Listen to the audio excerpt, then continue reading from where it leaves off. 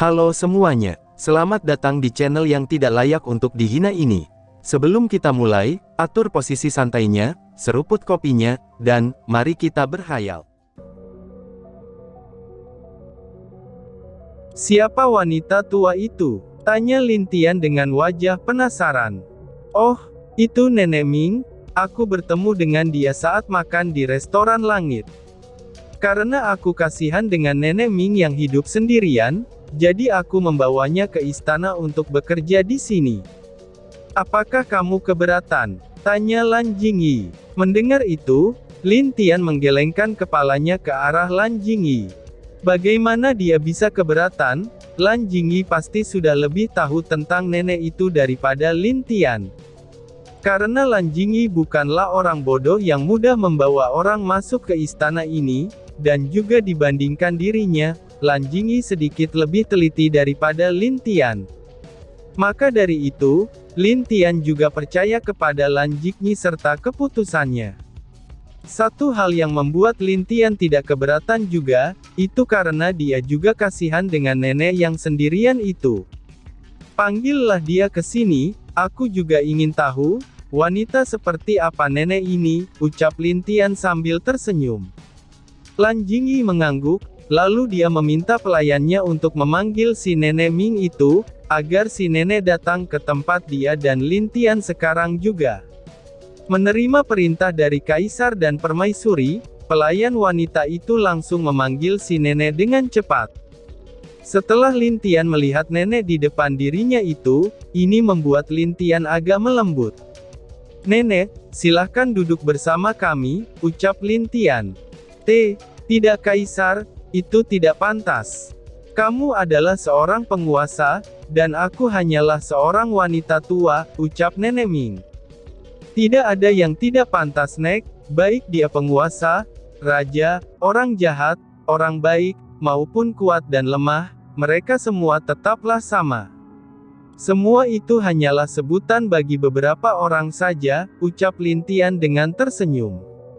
Tapi meski begitu, tetap saja statusmu sangat tinggi di sini, ucap si Nenek Ming yang tetap terlihat menolak unyuk duduk. Status tinggi, di mataku semuanya sama.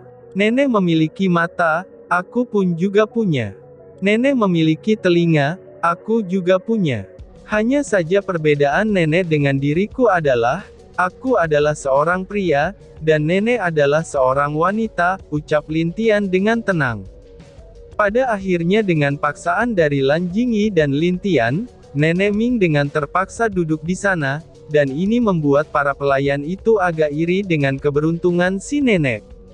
Jadi Nek, di mana keluargamu? Tanya Lin Tian. Suamiku telah mati, dan aku juga tidak tahu anak-anakku pergi kemana, jawab Nenek Ming dan terlihat sedih. Lin Tian yang melihat wajah sedih si nenek juga ikutan sedih, lalu Lin Tian menghibur si nenek dengan meminta para pelayan untuk membawakan makanan. Kaisar, kenapa kamu harus menutup wajahmu? Tanya si nenek dengan heran ketika melihat Lin Tian.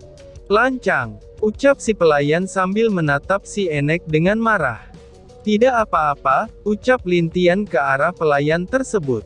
Lin Tian membuka topengnya, dan seketika wajah Nenek Ming kaget ketika melihat wajah Lin Tian. Setelah melihatnya, dia merasa seperti mengenal Lin Tian. Kamu sangat tampan Kaisar, ucap Nenek Ming secara tiba-tiba. Mendengar pujian itu, Lin Tian hanya tersenyum pada akhirnya. Lalu Lin Tian dan Lan Jingyi duduk bersama Nenek Ming, itu untuk mendengarkan beberapa kisah tentang hidupnya. Meskipun bisa dibilang Nenek Ming ini telah dengan baik membuat beberapa cerita, tapi dia berhasil membuat Lin Tian dan Lan Jingyi menjadi tidak curiga. Setelah sore, Lin Tian kembali ke kamar di dalam istana. Lalu dia berpikir tentang beberapa masalah yang terjadi baru-baru ini. Apakah alam kehancuran, alam es, dan alam yang lainnya memiliki masalah yang sama? Meskipun begitu, dia harus bisa memulai untuk masuk ke dalam istana langit. Tapi yang membuat dia sulit sekarang adalah, istana langit dijaga oleh pasukan dari beberapa penguasa yang kuat. Sedangkan dia hanya seorang penguasa alam kehancuran yang baru saja naik tahta. Bisa dibilang kesenjangan dia dan alamnya, itu sangat jauh jika dibandingkan alam penguasa lainnya. Sepertinya hanya bisa dimulai dengan selangkah demi selangkah, ucap Lin Tian dengan serius. Di kamar Nenek Ming, Ming Bier secara tidak sengaja berjalan berputar-putar saat mengingat wajah Lin Tian. Dia merasa kalau Lin Tian itu sangat mirip dengan anaknya, tapi dia masih tidak yakin, dan karena itulah dia merasa gelisah. Jika dia cucu atau reinkarnasi anaknya, maka dia harus membawa kembali Lin Tian kembali ke alam elemen. Jika dia cucunya, maka tentu saja dia juga akan menarik Lin Tian kembali ke alam elemen. Tapi sekarang dia ingin memastikannya seperti apa Lin Tian ini, dan juga bagaimana dengan sikapnya. Orang tua sialan, jika aku tahu kalau kamu mengambil cucuku, maka aku pasti akan membuat perhitungan denganmu, ucap Ming Bier dengan wajah kesal. Tentu saja dia merasa sangat kesal, dan meskipun dia belum bisa memastikan Lin Tian, tapi dia sudah menduga kalau Lin Tian pasti ada hubungan dengan anaknya. Karena kalau tidak, mana mungkin tua bangka itu mau melepas cucunya ke sini. Cih, biarkan saja aku lihat apa yang dapat dilakukan oleh anak ini dulu, ucap Ming Bier setelah menenangkan dirinya, dan memutuskan untuk memperhatikan Lin Tian. Cerita berpindah. Kamu mengatakan kalau dewa kehancuran yang sekarang lebih lemah dariku, ucap seorang pria dengan wajah serius. Iya Kaisar, jika kita bisa menguasa alam kehancuran, maka alam kita pasti bisa menjadi sama kuatnya dengan alam penguasa tingkat atas, ucap seorang pria yang sedang berlutut di hadapan pria di atas tahta itu. Pria itu hanya diam, dan dia adalah dewa penguasa tingkat menengah, dan juga dia adalah penguasa alam kematian. Sejak dewa kematian telah menghilang, dialah yang mengontrol alam ini. Pada tingkat yang sama, api iblis juga tidak memiliki alam mereka sendiri, ucap pria itu kepada Kaisar Kematian. Sayangnya meski begitu, dia tetap bukanlah penguasa asli dari alam ini. Tapi jika dia bisa membuat Lin Tian menjadi budaknya, maka dia mempunyai kesempatan untuk sejajar dengan penguasa dari alam lainnya. Kaisar, kamu harus tahu kalau beberapa dari bangsawan kita, mereka semua telah melihat tahtamu, ucap orang itu sambil berlutut. Mendengar itu, Kaisar dari alam kematian terdiam. Meskipun alam kematian lebih kuat dari alam kehancuran, tapi soal kekuatan dari mereka, semua yang ada di alam kematian hampir menyamai alam yang lebih tinggi. Kalau bukan karena beberapa alasan, mungkin dia orang yang sebagai dewa kematian sekarang akan dibuang dari tahtanya. Dan juga, Kaisar tahu sendiri kan, kalau di antara 5 dewa alam bawah, itu hanya dewa jahat dan dewa api iblis, ucap orang yang berlutut itu. Memang benar di antara 5 dewa, hanya dewa jahat dan dewa api iblis yang tidak memiliki alamnya sendiri. Sebenarnya mereka bukan tidak memiliki alam, tapi mereka telah turun dari tahta mereka. Karena itulah sekarang 2 alam yang mereka kuasai, itu tidak ada yang tahu di mana portal menuju alam itu. Ada yang mengatakan kalau 2 alam itu terikat dengan dunia bawah, atau di mana tempat orang yang telah mati berada menunggu untuk bereinkarnasi. Jadi maksudmu, apa yang harus kita lakukan sekarang? Tanya Dewa Kematian.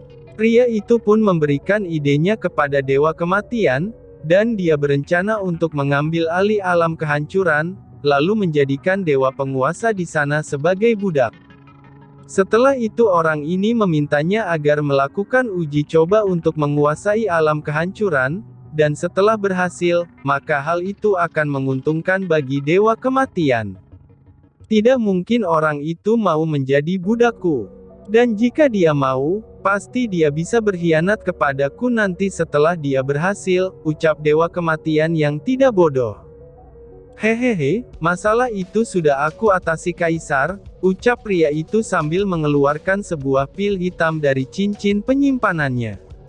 Melihat cincin itu, senyum di wajah Dewa Kematian menunjukkan tanda puas, dan dia mengangguk setuju dengan rencana itu. Tentu saja menurutnya ini adalah hal mudah untuk mendapatkan alam kehancuran, dengan seorang penguasa yang hanya berada di ranah alam Dewa Surgawi tingkat tinggi. Jadi setelah berpikir, dia mulai dengan merencanakan mengirim beberapa dewa penguasa tingkat rendah, dan 100 dewa surgawi untuk pergi ke alam kehancuran. Kamu utus seseorang untuk menjadi pemimpin ke alam kehancuran, dan pastikan dia mencoba bernegosiasi dulu. Tapi jika tidak bisa, maka gunakan cara yang kejam, ucap Dewa Kematian dengan senyum kejam. Laksanakan Kaisar, balas pria itu dengan senyum dingin. Setelah itu pria tersebut berbalik, tapi matanya sedikit memandang Dewa Kematian dengan remeh. Dan senyumnya yang tadi bisa dibilang biasa, sekarang bisa terlihat sangat kejam. Dasar dewa penguasa yang bodoh, ucap pria itu dengan suara dingin di dalam hatinya. Dia hanya berjalan keluar dengan santai, sambil berpikir kalau Dewa Kematian ini adalah orang bodoh. Cerita berpindah. Kakak, sepi sekali tanpamu. Ucap naga kecil yang terlihat sedang tidur di punggung seekor badak iblis yang besar. Terlihat kalau wajah binatang iblis badak itu sudah babak belur, pasti karena telah dihajar oleh si naga kecil. Badak itu hanya dapat dengan pasrah menerima seluruh keadaan yang sekarang dia derita. Oh dewa, kalau saja aku tahu akan menjadi seperti ini, aku tidak akan keluar dari sarangku untuk memprovokasi kucing biru ini, ucap si badak iblis dalam hatinya. Saat itu dia sedang mencoba jalan-jalan mencari mangsa di hutan, dan saat melihat kalau ada kucing kecil yang terlihat cukup lezat, dia pun langsung mengejarnya. Pada awalnya dia berpikir kalau kucing itu akan ketakutan, tapi justru sebaliknya, kucing itu malah memukulnya sampai babak belur. Bahkan setelah dia dihajar sampai menangis, kucing ini tidak berhenti memukulinya karena sedang kesal akan sesuatu. Cih, burung api itu juga sialan. Kenapa juga dia harus memberiku perintah? Amer ini memang enak. Ucap naga kecil dengan meminum amer sambil rebahan.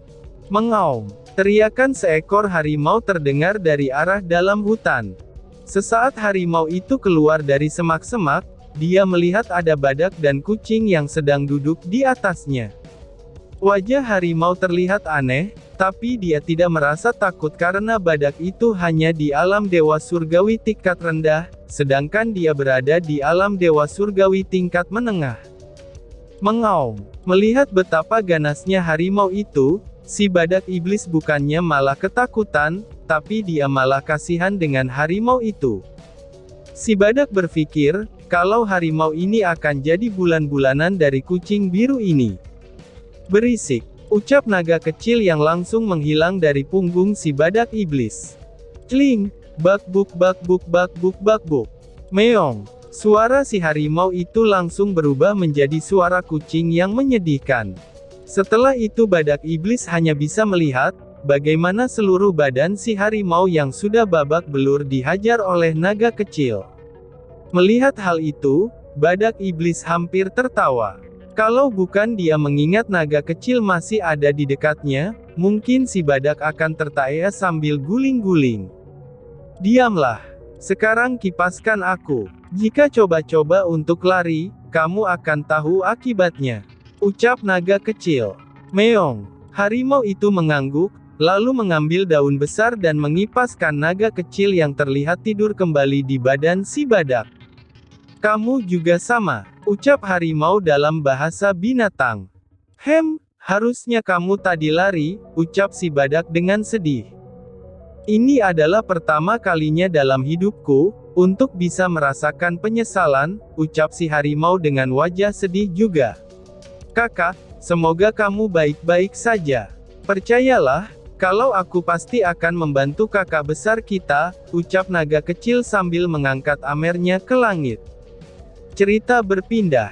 Wush, Dewi, itulah yang ingin aku sampaikan sebelumnya, ucap seorang wanita, yang mana dia adalah orang yang berada di alam es sebelumnya. Oh, begitukah? Kalau begitu, perketat lagi penjagaan kita, ucap Dewi Bunga kepada wanita itu. Siap, laksanakan perintah, ucap wanita itu, lalu dia pergi meninggalkan Dewi Bunga di halaman itu. Hehehe, inikah Dewi Bunga? Ucap suara aneh yang terdengar dari langit. Siapa? Ucap Dewi Bunga dengan serius. Tapi saat dia akan bergerak, namun anehnya tubuh Dewi Bunga mulai melemah. Wajah Dewi Bunga langsung berubah, bahkan wanita yang tadi pergi pun kaget dengan apa yang terjadi kepadanya. Dia mendengar suara dari halaman Dewi Bunga, dan langsung berbalik untuk melihat apa yang terjadi. Kabut hitam segera muncul, dan memperlihatkan sosok dengan 2 tanduk merah di kepalanya. Melihat orang itu, wajah wanita itu kaget karena dia tahu kalau pria yang muncul ini adalah leluhur Chang. Tapi bukankah dia sudah mati? Kenapa dia masih hidup? Apa yang sebenarnya terjadi? Karena hal itu, ini membuat wanita itu pun kaget. Aku adalah leluhur Chang. Akibat dari perbuatan Kaisar Kehancuran, aku pun akhirnya menjadi begini. Tapi untungnya aku lari, dan bersembunyi ke dalam tubuh bawahanmu, ucap leluhur Chang dengan senyum jahat. Sebelum dia meledak, dia memisahkan jiwanya dan langsung bersembunyi di dalam tubuh wanita dari alam bunga itu. Karena dia tahu, hanya dengan bersembunyilah dia bisa selamat. Dan wanita ini sangat cocok, karena dia berasal dari alam bunga. Saat wanita itu datang ke alam bunga, dia pun melepas racun yang sama di alam es. Hal itu membuat Dewi Bunga menjadi agak lemah, tapi dia masih bisa berdiri. Roh sialan, berani sekali kamu menyentuh dewiku. Aku akan membunuhmu, ucap si wanita dengan marah. Hahaha, urus saja urusanmu. Wanita ini sungguh cantik. Aku suka, ucap leluhur Chang sambil memandang Dewi Bunga dengan penuh nafsu. Lancang, aku pasti akan membunuhmu. Teriak wanita itu dengan marah. Dewi Bunga hanya diam sambil memandang leluhur Chang. Dia tentu saja menjadi lemah untuk sekarang ini, tapi bukan berarti dia takut. Jika dipaksa, maka dia akan menggunakan teknik terlarang untuk membunuh leluhur Chang ini. Hehehe, kemarilah sayang, aku ingin mencobanya, ucap roh leluhur Chang dengan tersenyum menjijikan. Dia terus mendekat ke arah Dewi Bunga dengan perlahan, dan Dewi Bunga juga mulai mengaktifkan teknik terlarangnya. Saat leluhur Chang akan meraih wajah Dewi Bunga, tiba-tiba aja sebuah suara terdengar dari belakangnya, dan itu membuat seluruh tubuh roh leluhur Chang jadi menggigil. Heh, hanya aku yang boleh menyentuh wanita ini, ucap suara itu, dan tiba-tiba saja bersambung. Sekian dan terima kasih banyak.